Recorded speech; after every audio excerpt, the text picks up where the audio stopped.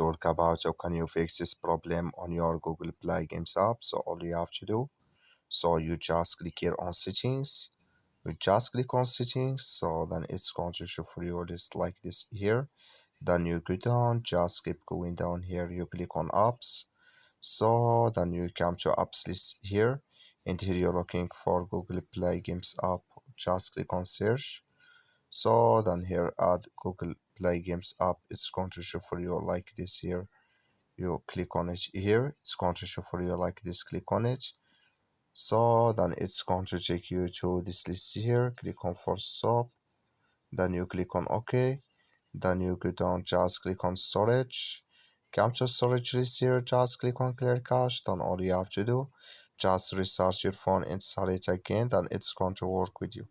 That's all you have to do. Thank you for watching. Don't forget to support us by liking and subscribe.